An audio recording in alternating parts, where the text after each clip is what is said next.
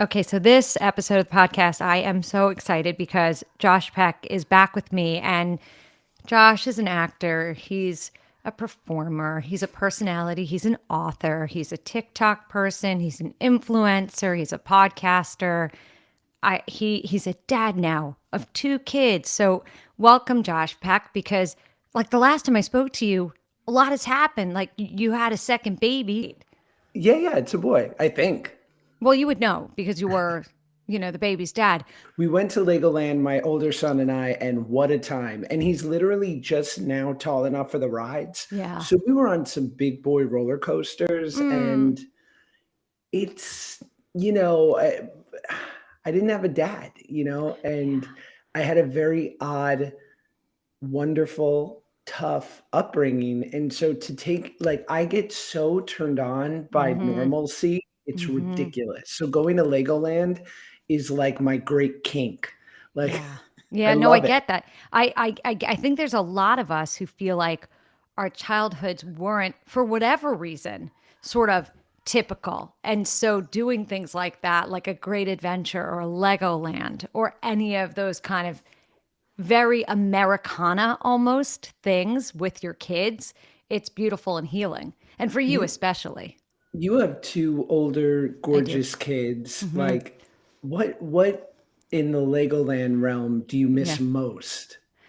So the thing I miss most about having little kids is that they were under my care and control at all times. The fact that they get to be out there in the world is really distressing for someone like me who lives with a constant flow of anxiety. It's Hmm. terrifying for me. So when people were like, oh, the baby years and the toddler years, it's so hard. And yeah, it is. I mean, it's exhausting. It's debilitating and exhausting, but they're in your house. So you can go lurk in their bedroom anytime you want and make sure that they're breathing.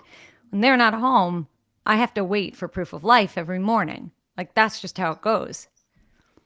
That's the hardest part. Yeah, it's this weird balance, and everyone keeps telling me like it's never easier, it's just different, and it's Yeah. it's never harder, it's just different. Yeah, it's never easier. It's never harder. It's always incredible because I mean my kids are the most important part. They are my driving force for everything that I do, for everything that we do. My husband and I do. We're aligned in that, which I are you and your wife like do you guys both have sort of the thing that matters most is the kids? Yeah, I defer to Yeah. her 99% of the time because I realize that her programming is probably at default healthier than me. Well, And hold on. I'm not sure, Josh, because let me tell you something. okay, What you went through as a kid, and in your book, Happy People Are Annoying, I agree, cosign. That I do regret the title. I'll say it here first. why? Because I think it was so funny. I remember that that was part of my proposal, and it was sort of my book agents being like, "This is good, this works," and I was like, "Okay." And then it just kind of stuck, and everyone loved it. And I tried to like have some false humility and be like, "Just listen to the people whose job it is to sell books. They like the title." And I remember my mom over the last year, whenever the book would come up, she's like, "You're gonna have to explain that title. Are you sure you want to stick with it?" And I'm like, "It's silly. No one's gonna ask." And that's all people ask about. Really? So yeah, I regret it. And okay, because people ask about it in like what's the bad thing about they're asking about it? I guess I thought with the book, and I don't regret anything about the book. I just think I was sort of doing a bait and switch. Like you see this sort of wonderfully corny cover and this kitschy title, and you think, "Oh, of course, Josh Peck wrote this." And then, the first chapter is about childhood trauma. Yeah. And I'm like, "No, this is who I really am."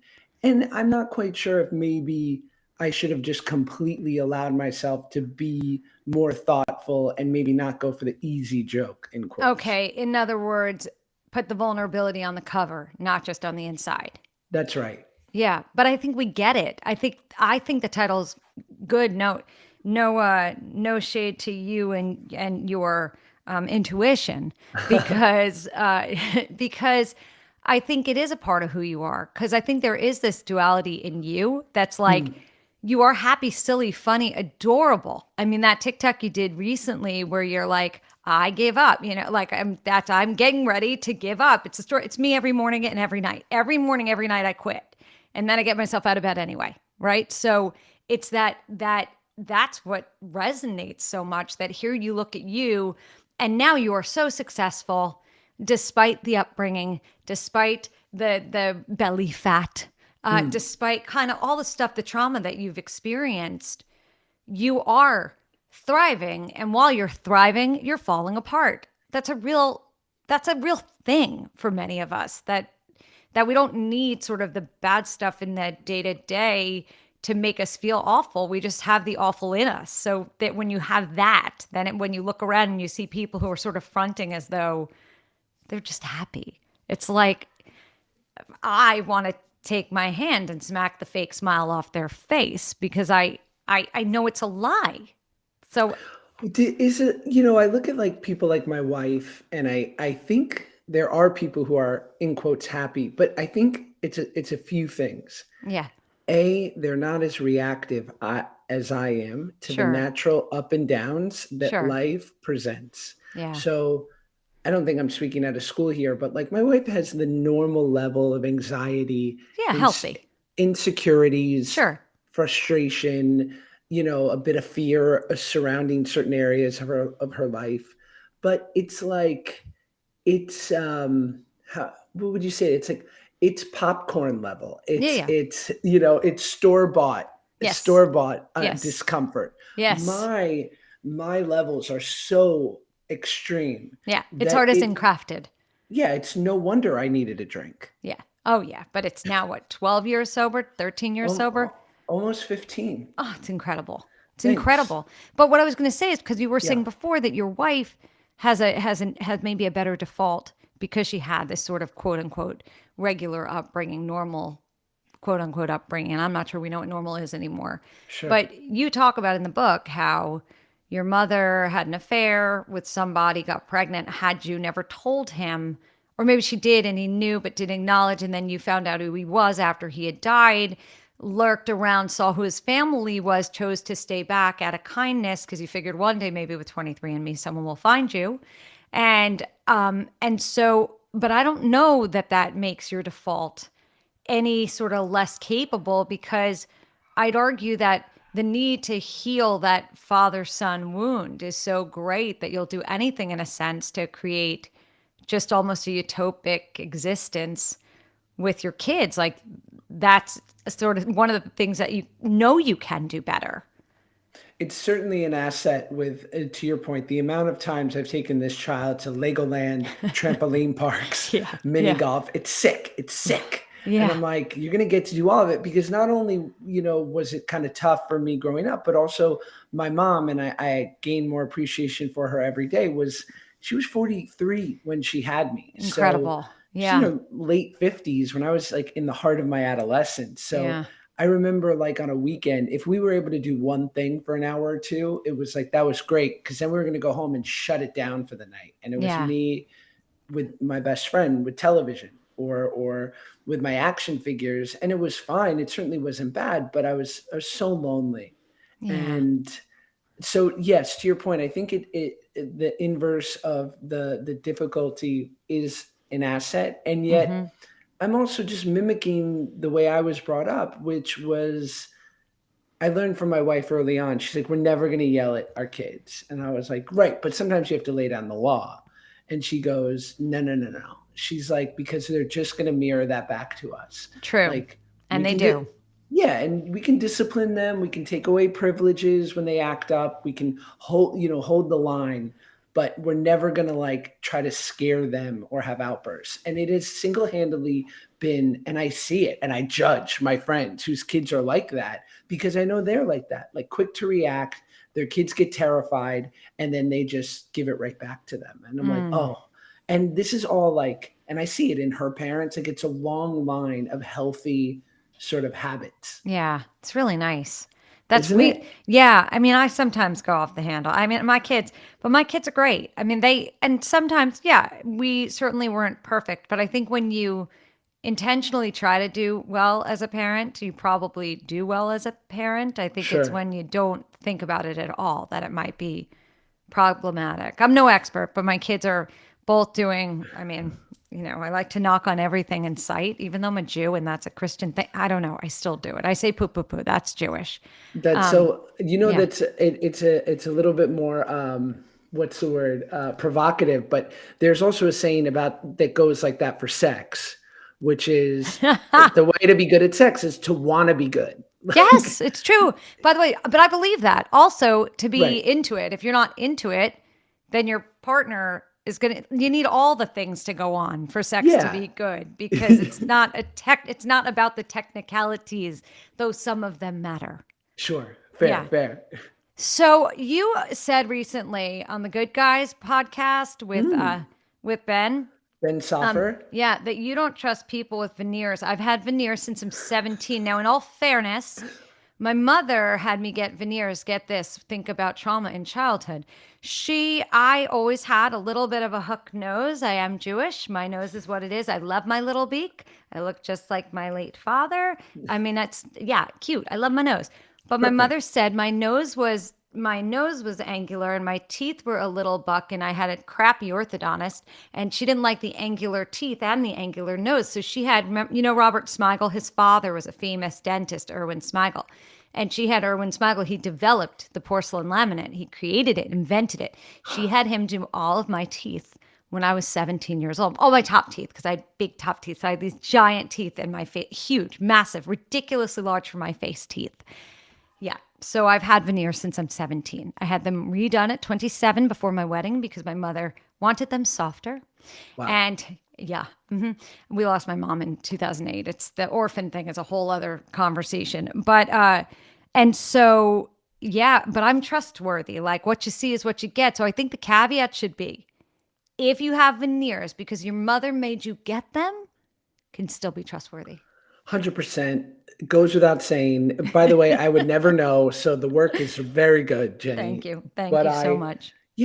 veneers are like that weird thing of Yeah. like when people hit like a certain level of disposable income, Yes, and that's a thing. Now, yes, yes. absolutely, and and for so many people, again, it's like, no judgment. I've had to have a certain level of plastic surgery for being so overweight and getting some. Whatever. I wouldn't even call it plastic surgery. I'd call it housekeeping. Yeah. I needed to have some sort of. So I love it, but like you see people who go over that line and say, "I'm now."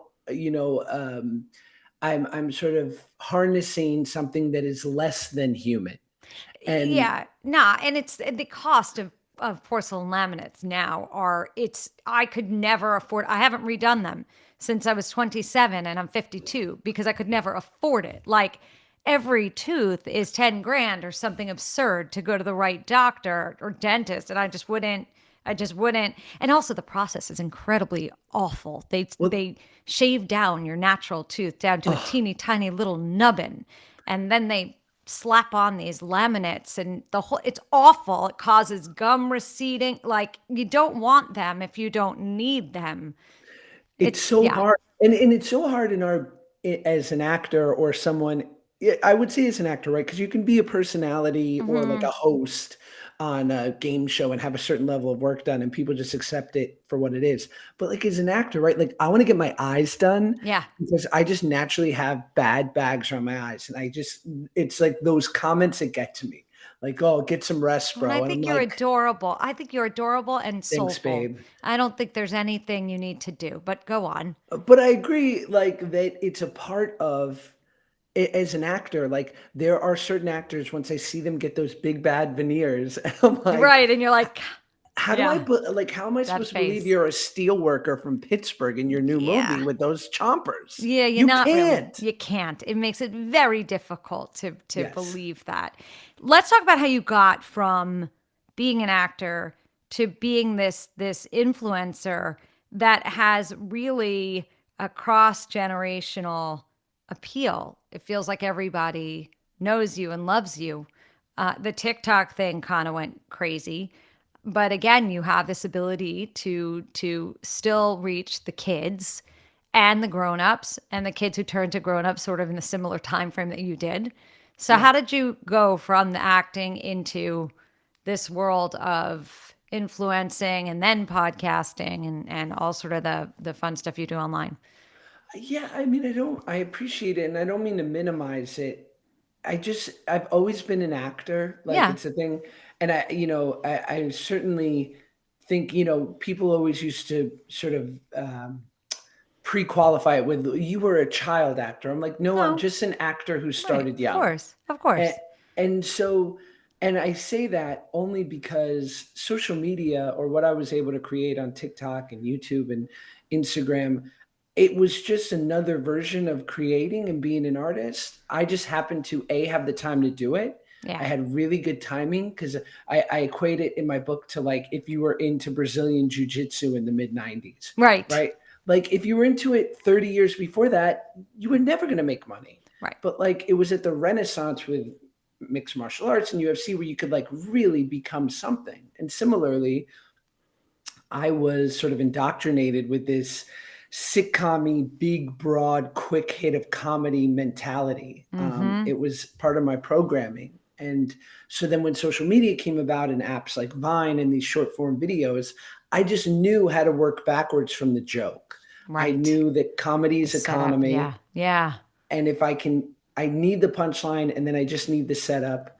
And suddenly, and thankfully I wasn't ultra busy during this time, so I could devote a fair amount of time to it, and it just kind of took off. And it was fun for you, right? You enjoyed it. Oh, I love it. I still love it to this Yeah. day. I what made me not love it was all my ego and my sort of expectations of myself yelling at me, or when people would recognize me from that instead of something that I was, in quotes, more proud of. But Yeah. the reality is Yeah. I don't regret it in any way. I'm so glad that like right now I'm doing How I Met Your Father on Hulu, but I'll do that maybe once a month, and for the other 3 weeks I'm not sitting around going like, should I look into getting my real estate license? Yeah, right. I'm not sure that that's your destiny, but Thank you. Josh, how do you let go of the that thing in you that wants the applause for the things that you're more proud of rather than for the stuff that maybe does go viral or does, because we've talked about this a little bit. Like, I love earnest Josh. I love all the real stuff. That's why I love the video. Like, of course it went viral, the one of you giving up, because like that is so real. So how do you let go of that? Like, but I'm more proud of Turner and Hooch. Like, how do you get let go of that kind of thing?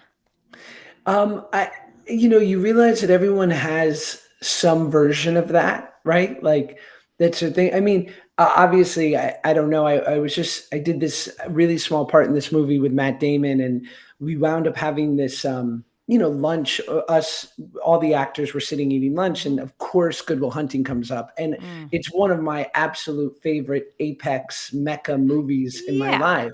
of course. But I wonder still 25 years later if he's like, "Ugh, enough already." Yeah. Like, yes, we thought of how do you like them apples? It was a good line. Move on. Maybe he's more into the Martian. I don't know. But Right. like because we all marry ourselves to the first image that we fall in love with. And so for me, it was, Drake and Josh for a lot of people, or now it's social media. And it's just because of the reach. It's simply the reach, and Yeah. everything you do in between that is valid and real. It just might not trigger the zeitgeist quite like those other things. Right. Right. And you have to kind of embrace and appreciate all of the success. Yeah, I think it helps to be 36. It helps to have a wife and kids. It Yeah. helps to still be like knock wood successful as an actor. So I don't have to feel like I Oh, traded yeah, one for of the other. course. Yes. Like I just get to think, oh, I just get to do a version of all of it, and it's incredibly corny, but when I finally understood that like being an artist means not being sort of a slave to one medium, then suddenly I could accept that all of it was valid. Because Mm-hmm. if there's anything virtuous about what we do, it's that, we want to give people an escape. We want to allow people, even if they're sitting at work and they're scrolling in the bathroom for 10 minutes because they don't want to walk back to their desk, that they can lose themselves in a fun TikTok for a minute. Yes. Yes. How do you deal with people and the weight stuff? Because I have always found since I not at the level that you lost weight publicly, but I lost weight publicly in that I was on TV really heavy, and then I wasn't for like a year or something, and then I was again, and I had lost 70 pounds. And I remember when I first started losing weight, there was like the internet started these video chat rooms. I think it was called Tiny Chat. And I was doing a radio show and I would have the live Tiny Chat going on in the background. And people started commenting because this was like early in the internet. This was like 2000, not early in the internet, but early in social media aspects of the internet. And certainly early in terms of people putting up videos. And I remember people saying to me, like, oh, you look so much thinner, or you look so pretty, or you look so this, or you look so that. And I remember it just being a very strange feeling. And I was a little bit embarrassed by it because there was this like, well, what was I before? Even though I knew who I was before then, during whatever. And then when I was on television, having lost weight, so having been on television very heavy and then not, and it was I had to kind of recalibrate my brain about who I was and who I could be and how I had to live my life. And there was almost this added pressure of, oh crap, like what if I ever gain weight? Or what if because at the beginning of after you lose a lot of weight, there, at least for me, there was this like, oh no, like I better not ever have a cookie. By the way, I've let that go. I have many cookies, but You like these Geno's ice things. I want to know what well, that is. The Ralph's Ralph's, ices. It's Ralph's, Ralph's. scrumptious. I know. I like What Ralph's. I is like it? everything. It's it's like ice cream, but like a little not as high fat because it's milk based mostly, or just a little bit of cream and then a lot of ice. But I eat everything. And when you're in New York, when you're in Brooklyn again, like my favorite pizza is L&B Spumoni Gardens. So good. Yeah, that's not a diet food. But back to but like when how is it for you now? How was it for you then? Because you have to make that decision to be healthy in your body. And I know that you feel better the size you are now versus the size were then from a health perspective, from an aesthetics perspective. So how do you kind of manage the back and forth with people commenting and making determinations about like your body? I the thing with the weight loss is that being someone who's been in recovery for this long, like I know where my addictions lie. Mm-hmm. And it just happened to be food because it was for many of us the first thing that was available as a young person to sort of numb my feelings Yeah. and numb the world around me because the volume always felt too loud. Yes. But now having been this way almost 20 years, and then I was really only I just picked a really bad timing to be overweight because it just happened to be like on the time that I was most enshrined on television. Uh-huh. That's right.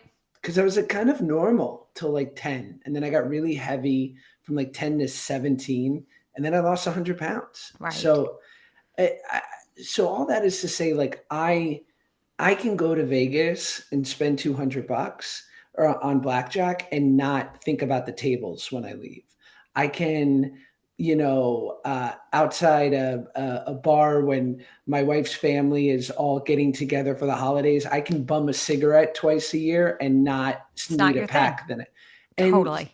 and that's food for me. Like food Right. isn't my thing. And so to me, it's such a non-issue now. And yet everyone last week someone was like, "You look great, bro. Like, wow, you really lost a lot of weight." I'm like, it was 18 years ago. Like, Correct. and I Right. don't, It's not new. I'm with you. I get that. yeah. And then And you have the normal ebb and flow like anybody else with their body. Like I can go up 5 pounds, I could go down 5 pounds. But sure. the weight that you lost was years ago. You've been doing this work every day of your life, essentially. And it's just a part of the fabric that's you now. And I think obviously people want to define you by like certain characteristics. They need like a reductive, like, oh, Jenny is these three things we know Ugh. about her. She's Stay in like, your lane. Yeah. yeah. And so similarly for me, so I just have to remember and listen, and this is so name droppy, but like I have found myself doing exactly what people do to me to like John Stamos. Like Sure. I played his son on a TV show and we became It was friendly. I'm so like, good. and I'll bring up like Full House, and I'm like, schmuck, who cares? Like, what are you doing? And like, Yeah. luckily, he's healthier about it than I am. I think because he got way richer from that show. Nevertheless, but like, he doesn't care. But I'm like, oh, see, you're like, don't be so judgmental of people, like, because it's just natural. Yeah, and I think also people look at you and they look at you for guidance. I mean, you might not see what a big thing you created with your presence online, but everybody else does. I mean, Hmm. everybody else does. And so I think people look to you. I know Henry Winkler has looked to you for guidance on social media or whatever. Really, Henry Winkler? I think you told me that, right? Did I? Yeah. Well, I mean, Henry Winkler, maybe I did. He was on Drake and Josh, and now I'm quite good friends with his son, Max Winkler. I Shout out. love that. And by the way, Henry Winkler is one of the nicest men Iconic. I've met, interviewed, kind, sweet, good. My niece had tweeted a thing about dyslexia or written a thing about dyslexia, and he jumped all over it. I mean, he's just what a lovely, lovely man. But I do think people go to you, and I know I do. And I'm like, Josh, what do I do? Like, because you do have a knack for understanding how to craft a story for today's consumer in a sense. You do have a great depth of it. Like I believe if you wrote a book, how to TikTok, how to YouTube and how to whatever it is that people would want that information. Thank you. Dave Chappelle had this quote. I think when I had Neil Brennan on my podcast, he said, Dave said, the only thing better than a great joke is an honest moment. Mhm. And I think honesty is rewarded more than ever. I don't Yeah. think it was in the early, in the late mid aughts, Yeah.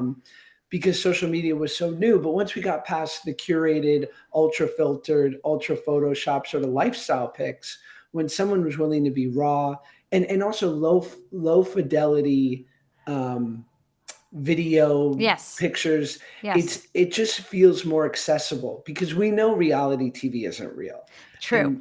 and we know that people are only showing their best days on Yes. social media. So when people are like actually showing this other side, I think it's rewarded. And so I remember watching your content, which I love, and seeing like one thing in particular where it seemed as though you didn't have time for the accoutrement. You were Right. just like speaking, directly. And I wrote you to say You like, did. oh, this really resonated. Yeah, I cooked something. I don't know, it was Mhm. something. It was something food related because I did a lot of what I eat in a day. Yeah, well, that's. I mean, that is my. Unfortunately, it's so sick. But I'm like, I know that everybody likes somebody falling apart because it's real and it's raw, right? People Mm. like that level of openness at pain cells, which is so fucked up, but also true. And so recently I was saying, like, you guys can listen to Anderson Cooper for like a gorgeous podcast about grief. Oh my God. Like, you listen to that I weep and I'm also just swept away by how beautiful it is. But like, you listen to me, you're just going to hear some snotty tears and it's like grief porn because Yeah. I don't have any other method of dealing other than that's just it. Like if I'm falling apart, I'm falling apart. I'm not crafty enough to like encase it in some weird glossy filter. Like it just doesn't work. Yeah, there's this great quote that is the greatest artist is the one most like himself. Right. And Right. I just think that's it. Like Yeah.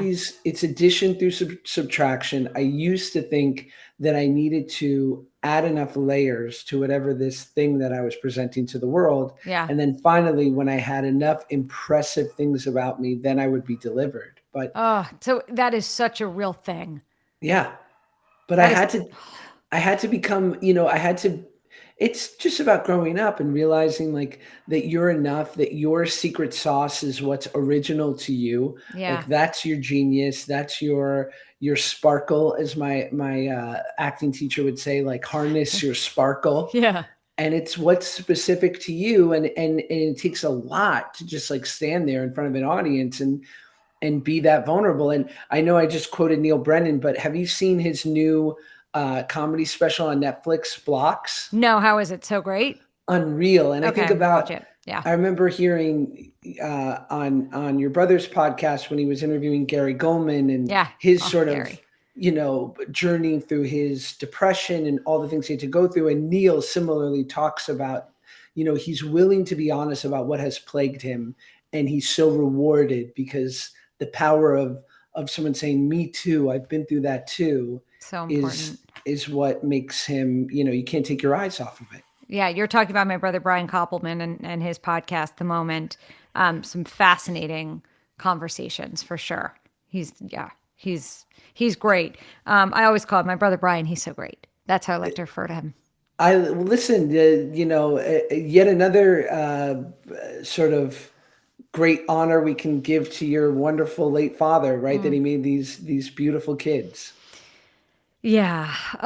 Yeah. Yeah. No, my brother, we've all been together while my father was sick. We've all just been together. So it's yeah, we're all pretty much gutted. It really sucks. It does. Grief is like I know you've experienced it and sort of even in a harder fashion like I know I understand what I've lost because it was my dad. And when you've talked about your biological father and that you never got to meet him, that's a whole other kind of loss. Like, do you do that thing in your head? Do you still play the what if games or have you let that go? I don't know if it's the what if games. I'll tell you, back to what we were talking about before. Like, Yeah. your love and grief for your dad is so healthy, and it's so like, to me, I can recognize it as really special and beautiful. And I've seen like my wife's grandfather who passed away while, we were together, and the love that came out for him, and the adoration. And again, my initial instinct is just to not even acknowledge death or loss. Oh, And I think it's just wow. Yeah. my programming is out of like I couldn't allow myself to go there to feel like I ever missed my dad, or that I was sad that it didn't happen for me. And so, and listen, and it's something I'm not proud of and something I've had to make amends for. Like, there are people in my life who were older. I'll speak specifically. There's a woman who was like my surrogate grandmother, and she lived in the building. She lives in the building that I grew up in, and she like gave us, like, she loaned us 5 grand when we had nothing, right? Oh, Like, yeah.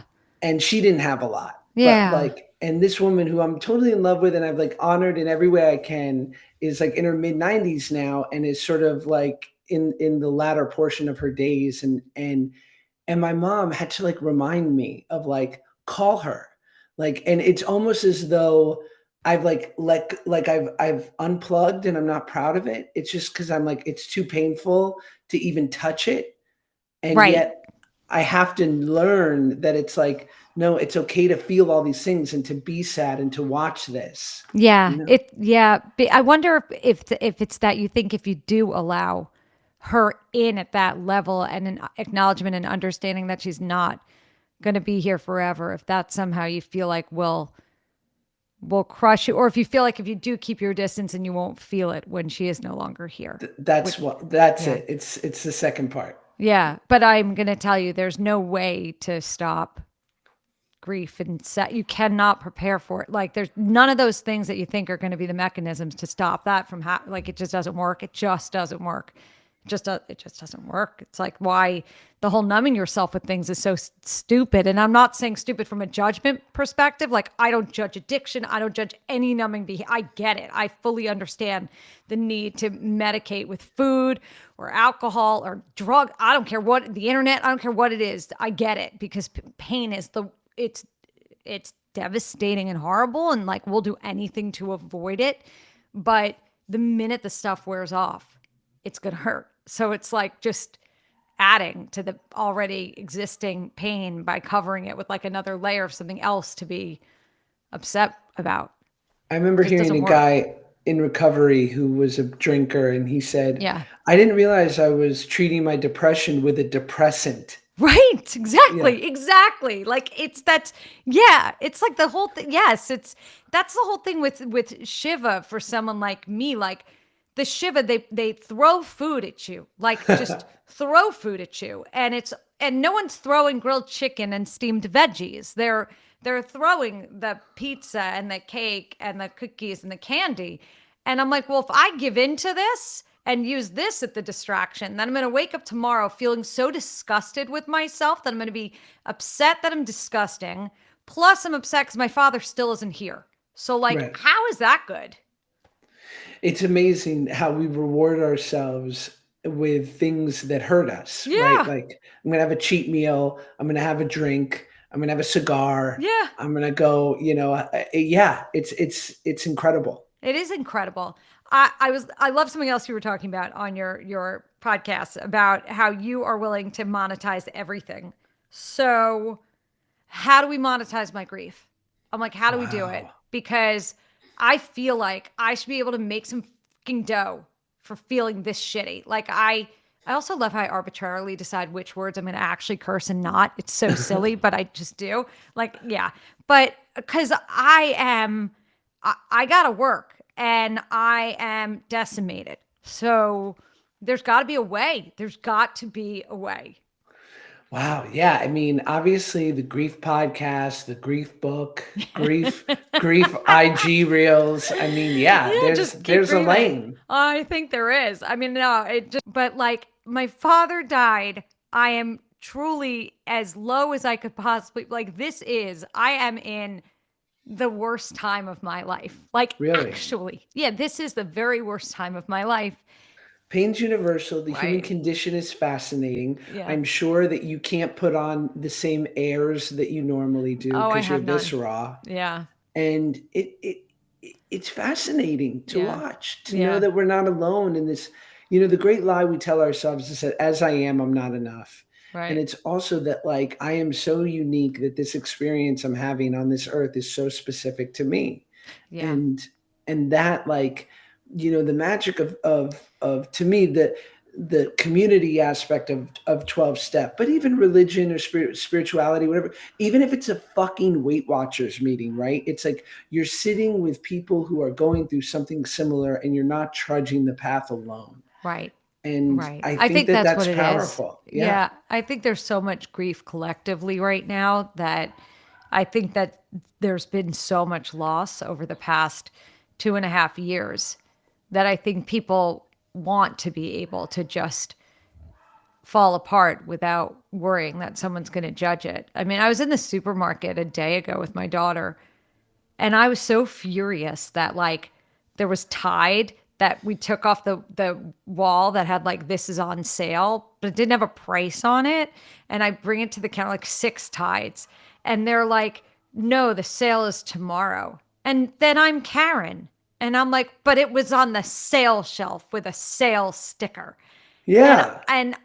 I was furious. Now I know that furious had to do with I'm furious my father's gone. I'm not actually furious about the day late tide that was going to save me $5. I mean, that's important, but not clearly my reaction was displaced emotion. But I think that that's a value to share because we all do that. We all do that where we can't control ourselves because whatever else is going on is just too big to suppress. Well, as an avid discount shopper, I think you are well within your right to be Right? utterly upset. That's ridiculous. It's like And false advertising. it's totally false advertising. And it's a moment in which the manager comes over, they do an override on the cashier, and they go, "Ma'am, you have been a wonderful customer. Yeah. You know what? Technically, I don't have to. I'm going to do it for you That's what we would have today." hoped. Didn't happen. It did not happen. It was so ridiculous. I had picked up these like giant bottles and then they come back and they're like, those are not on sale till tomorrow. And we don't even know what the sale price is going to be, but these are. They bring me like the little like 15-ounce bottles of Tide that's like enough for one thing. And I'm like, the waste of these little bottles on the environment. And I'm not sure that I'm now saving any money with the big one. Like it was just so ridiculous. I'm like, just forget it. I'll just like Oh, just let me just pay and leave and cry in my car like a atta- normal a- person. attack them on Twitter. Right. Oh yeah. No. I don't. When the pandemic began, Was it pandemic, or maybe it was before the pandemic or after? It was when there weren't problems with delivery and we weren't so reliant on food delivery. I was ordering from someone, and this again was not when there were surges and everybody needed it because nobody was leaving their houses. Something a big company was like, and I wouldn't call them by name on air. I would never do it because unless there's a reason to. Like, yeah, I'll call out like a Delta, but like I won't call out, I don't know.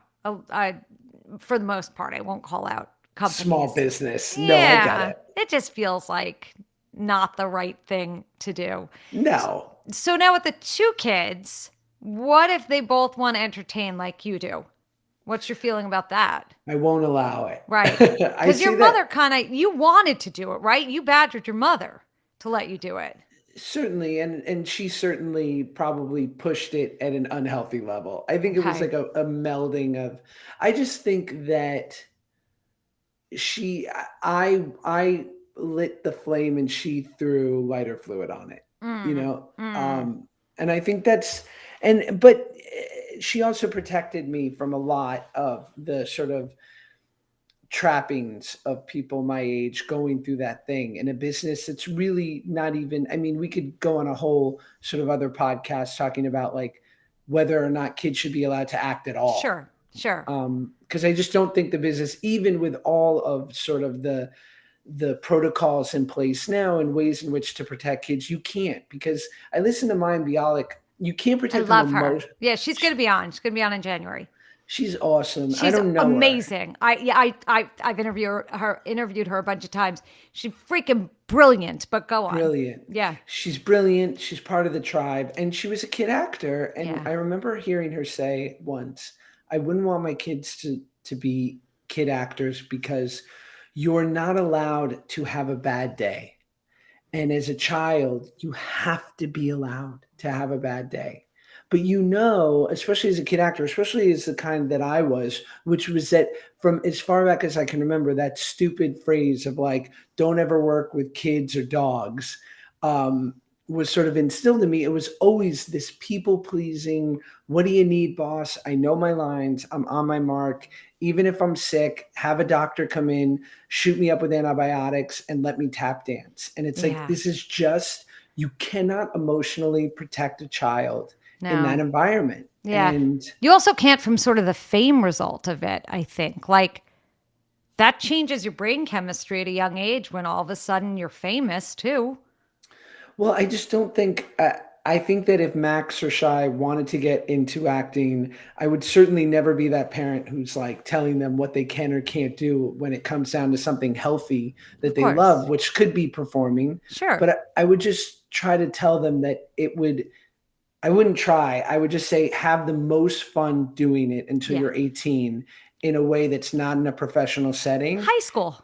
High And school. then I will have John Stamos call Juilliard and get you in. And By the way, I love that you're saying that because that's a normal parent. We help our response. We help our kids as we could. If you were a plumber, your kid wanted to be a plumber, they'd learn plumbing from you and they'd be a plumber. And if they made someone's toilet overflow, they wouldn't be hired again.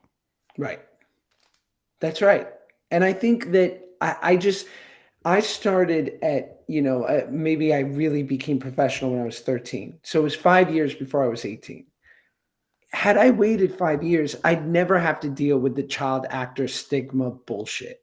And I Right. wouldn't mind that, Right. because I just, Right. again, it's that tongue in cheek to, even if you're in quotes child prodigy, it has an air of you're a freak show. It Yeah. insinuates, well, but then what? Like, did they make it out? And I would love to save my kids that and say, listen, you can start super young. You could probably even start at 17.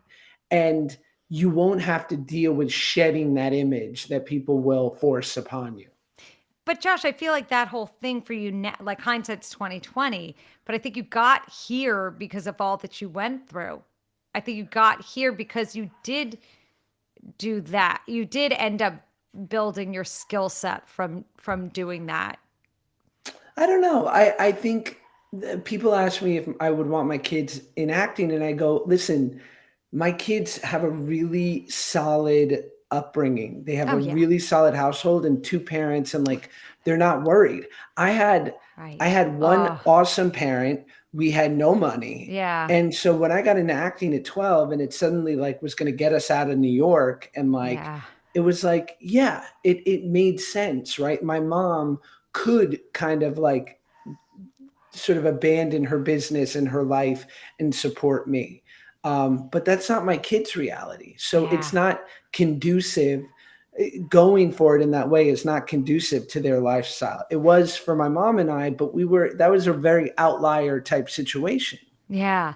And I think about you and that level of insecurity kind of falling on your shoulders, what that then does to you as a father, because probably the last thing you ever want is for your kids to have any insecurity about finances or their home or really anything. I would love for them to not, and also know that they're no matter what going to. I mean, I always cite my wife and her beautiful siblings who are all like 6 feet, stunning. Her brother's 6'8", thin, gorgeous people. And like, I will certainly hear her sisters talk more about diets and exercises and things fitting correctly than I might hear at like a dinner with my Jewish family, like like Hmm. my wonderfully thick cousins and aunts and uncles. And so I'm like, okay, good, thank God it's universal, right? It's an Yes. inside job. It doesn't matter really what's on the outside. We're all contending with the pressures of image and expectation. So yeah, I don't know. I think it's just I know I can't insulate my kid from pain, but I can Mm-mm. walk with him and be there for him through every experience and hopefully give him a little bit of perspective. Yeah, and not rely on him to get your bills paid. Yeah, that will certainly help him. Right? I mean, and I think that'll probably be sort of healing for you. I mean, it's an extraordinary thing that you were able to do at a young age, kind of to. And I know that doing TV when you did it and doing those things when you did it wasn't the way it is now. It's not that lucrative thing that was the sitcoms on a network TV. And I know that's sort of the myth that people have given to you, this idea that doing Drake and Josh made you a rich guy for the rest of your life. And no, it's everything else later. But I think like it's pretty remarkable that you were able to weather that pressure to some extent to do that for your family, for your Look, mother and I, you. I I do, to your point what you were saying before, the silver lining of Yeah. it all, if I can really sort of distill it down, is that the moment in which I was becoming, in quotes, like, famous or a public figure, I was 100 pounds overweight. Yeah. So I could never be too impressed with myself. Yeah. And I was constantly insecure. So the duality of that is like having this very specific, impressive job while also feeling like I don't want the world to see me like this Yes.